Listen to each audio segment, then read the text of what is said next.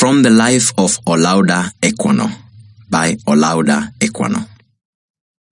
The first object which saluted my eyes when I arrived on the coast was the sea and a slave ship, which was then riding at anchor and waiting for its cargo. These filled me with astonishment, which was soon converted into terror when I was carried on board. I was immediately handled and tossed up to see if I was sound by some of the crew, and I was now persuaded that I had gotten into a world of bad spirits and that they were going to kill me. Their complexions, too, differing so much from ours, their long hair and the language they spoke, which was very different from any I had ever heard, united to confirm me in this belief. Indeed, such were the horrors of my views and fears at the moment that, if 10,000 worlds had been my own, I would have freely parted with them all to have exchanged my condition with that of the meanest slave in my own country. When I looked round the ship too, and saw a large furnace of copper boiling, and a multitude of black people of every description chained together, every one of their countenances expressing dejection and sorrow, I no longer doubted of my fate, and, quite overpowered with horror and anguish, I fell motionless on the deck and fainted. When I recovered a little, I found some black people about me, who I believed were some of those who had brought me on board and had been receiving their pay. They talked to me in order to cheer me, but all in vain.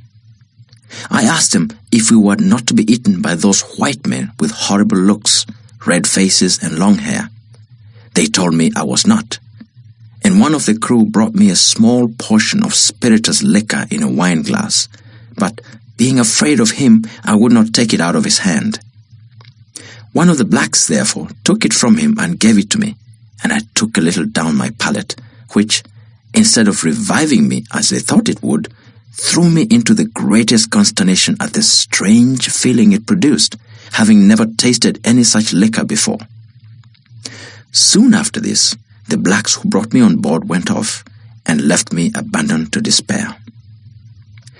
I now saw myself deprived of all chance of returning to my native country, or even the least glimpse of hope of gaining the shore, which I now considered as friendly, and I even wished for my former slavery in preference to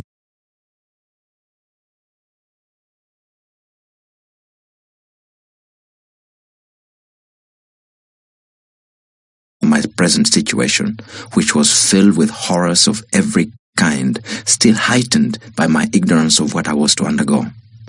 I was not long suffered to indulge my grief.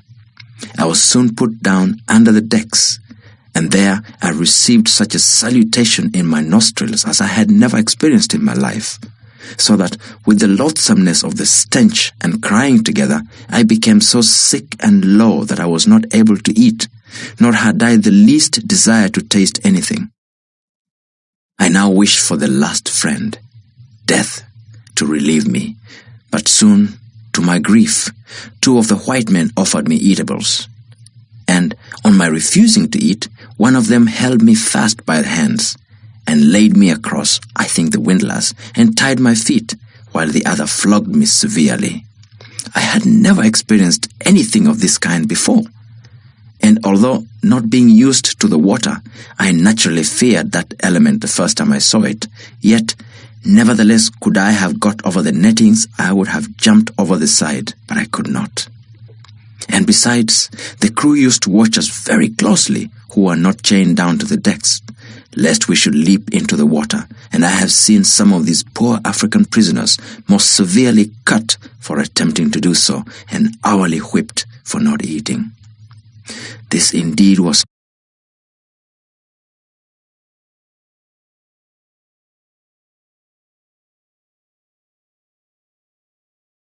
often the case with myself. In a little time after, amongst the poor chained men, I found some of my own nation, which in a small degree gave ease to my mind. I inquired of these what was to be done with us. They gave me to understand we were to be carried to these white people's country to work for them. I then was a little revived and thought, if If it were no worse than working, my situation was not so desperate. But still, I feared I should be put to death. The white people looked and acted, as I thought, in so savage a manner. For I had never seen among any people such instances of brutal cruelty. And this not only shown towards us blacks, but also to some of the whites themselves. One white man in particular I saw, when we were permitted to be on deck, flogged so unmercifully with a large rope near the foremast that he died in consequence of it, and they tossed him over the side as they would have done a brute. This made me fear these people the more, and I expected nothing less than to be treated in the same manner. I could not help expressing my fears and apprehensions to some of my countrymen. I asked them if these people had no country, but lived in this hollow place, the ship. They told me they did not, but came from a distant one. Then, said I, how comes it in all our country we never heard of them? They told me because they lived so very far off. I then asked, where were their women? Had they any like themselves? I was told they had. And why, said I, do we not see them? They answered, because they were left behind. I asked how the vessel could go. They told me they could not tell, but that there was cloth put upon the masts by the help of the ropes I saw, and then the vessel went on. And the white men had some spell or magic they put in the water when they liked, in order to stop the vessel. I was exceedingly amazed at this account, and really thought they were spirits. I therefore wished much to be from amongst them, for I expected they would sacrifice me. But my wishes were vain, for we were so quartered that it was impossible for any of us to make our escape. While we stayed on the coast, I was mostly on deck, and one day, to my great astonishment, I saw one of these vessels coming in with the sails up. As soon as the whites saw it, they gave a great shout, at which we were amazed, and the more so as the vessel appeared larger by approaching nearer. At last, she came to an anchor in my sight, and when the anchor was let go, I and my countrymen who saw it were lost in astonishment to observe the vessel stop, and were now convinced it was done by magic. Soon after this, the other ship got her boats out, and they came on board of us, and the people of both ships seemed very glad to see each other. Several of the strangers also shook hands with us black people, and made motions with their hands, signifying, I suppose, we were to go to their country, but we did not understand them. At last, when the ship we were in had got in all her cargo, they made ready with many fearful noises, and we were all put under deck, so that we could not see how they managed the vessel. But this disappointment was the least of my sorrow. The stench of the hold while we were on the coast was so intolerably loathsome that it was dangerous to remain there for any time, and some of us had been permitted to stay on the deck for the fresh air. But now that the whole ship's cargo were confined together, it became absolutely pestilential. The closeness of the place and the heat of the climate added to the number in the ship, which was so crowded that each had scarcely room to turn himself, almost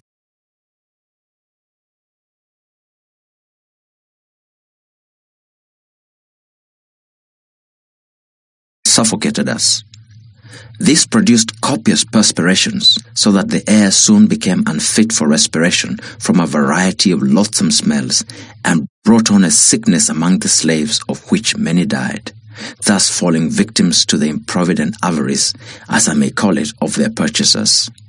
This wretched situation was again aggravated by the galling of the chains, now became insupportable, and the filth of the necessary tubs into which the children often fell and were almost suffocated. The shrieks of the women and the groans of the dying rendered the whole a scene of horror almost inconceivable. Happily, perhaps, for myself, I was soon reduced so low here that it was thought necessary to keep me almost always on deck, and from my extreme youth I was not put in fetters. In this situation, I expected every hour to share the fate of my companions, some of whom were almost daily brought upon deck at the point of death, which I began to hope would soon put an end to my miseries. Often did I think many of the inhabitants of the deep much more happy than myself. I envied them the freedom they enjoyed, and as often wished I could change my condition for theirs. Every circumstance I met with served only to render my state more painful and heighten my apprehensions and my opinion of the cruelty of the whites.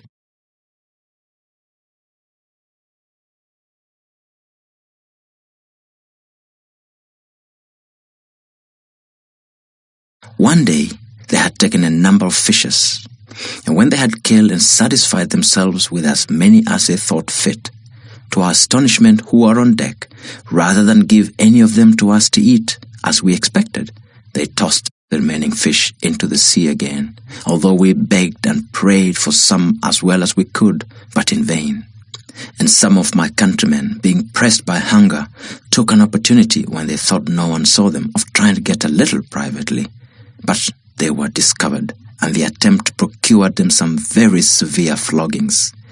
One day, when we had a smooth sea and moderate wind, 2 of my wearied countrymen who were chained together, I was near them at the time, preferring death to such a life of misery, somehow made through the nettings and jumped into the sea. Immediately, another quite dejected fellow, who on account of his illness was suffered to be out of irons, also followed their example. And I believe many more would very soon have done the same if they had not been prevented by the ship's crew, who were instantly alarmed. Those of us who were the most active were in a moment put down under the deck, and there was such a noise and confusion amongst the people of the ship as I never heard before, to stop her and get the boat out to go after the slaves. However, 2 of the wretches were drowned, but they got the other, and afterwards flogged him unmercifully for thus attempting to prefer death to slavery. In this manner, we continued to undergo more hardships than I can now relate, hardships which are inseparable from this accursed trade. Many a time we were near suffocation from the want of fresh air, which we were often without for whole days together. This and the stench of the necessary tubs carried off many. During our passage, I first saw flying fishes, which surprised me very much. They used frequently to fly across the ship, and many of them fell on the deck. I also now first saw the use of the quadrant. I had often, with astonishment, seen the mariners make observations with it, and I could not think what it meant. They at last took notice of my surprise, and one of them, willing to increase it, as well as to gratify my curiosity, made me one day look through it. The clouds appeared to me to be land, which disappeared as they passed along. This heightened my wonder, and I was now more persuaded than ever that I was in another world, and that everything about me was magic. At last, we came in sight of the island of Barbados, at which the whites on board gave a great shout, and made many signs of joy to us. We did not know what to think of this, but as the vessel drew near, we plainly saw the harbor, and other ships of different kinds and sizes, and we soon anchored amongst them off Bridgetown. Many merchants and planters now came on board, though it was in the evening. They put us in separate parcels and examined us attentively. They also made us jump and pointed to the land, signifying we were to go there.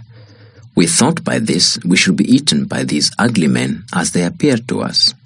And when soon after we were all put down under the deck again, there was much dread and trembling among us, and nothing but bitter cries to be heard all the night from these apprehensions, insomuch that at last the white people got some old slaves from the land to pacify us. They told us we were not to be eaten, but to work, and were soon to go on land, where we could see many of our country people. This report eased us much, and sure enough, soon after we were landed, there came to us Africans of all languages. We were conducted immediately to the merchant's yard, where we were all pent up together.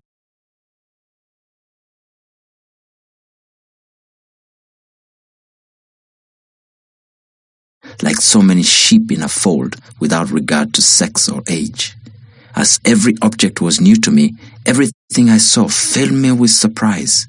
What struck me first was that the houses were built with bricks and stories, and in every other respect different from those I had seen in Africa. But I was still more astonished on seeing people on horseback. I did not know what this could mean, and indeed I thought these people were full of nothing but magical arts. While I was in this astonishment, one of my fellow prisoners spoke to a countryman of his about the horses, who said they were the same kind they had in their country. I understood them, though they were from a distant part of Africa, and I thought it odd I had not seen any horses there. But afterwards, when I came to converse with different Africans, I found they had many horses amongst them, and much larger than those I then saw. We were not many days in the merchant's custody before we were sold after their usual manner, which is this. On a signal given, as the beat of a drum, the buyers rush at once into the yard where the slaves are confined, and make choice of that parcel they like best.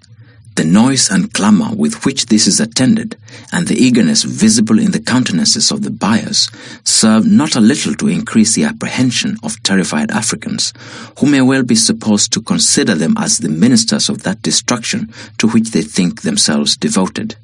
In this manner, without scruple, our relations and friends separated, most of them never to see each other again.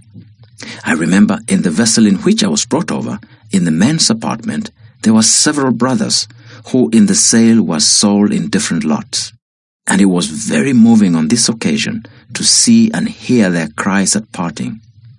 O ye nominal Christians, might not an African ask you, learned you this from your God, who says unto you, do unto all men as you would men should do unto you? Is it not enough that we are torn from our country and friends, to toil for your luxury and lust of gain? Must every tender feeling be likewise sacrificed to your avarice? Are the dearest friends and relations, now rendered more dear by their separation from their kindred, still to be parted from each other, and thus prevented from cheering the gloom of slavery with the small comfort of being together and mingling their sufferings and sorrows? Why are parents to lose their children, brothers their sisters, or husbands their wives? Surely this is a new refinement in cruelty, which, while it has no advantage to atone for it, thus aggravates distress and adds fresh horrors even to the wretchedness of slavery.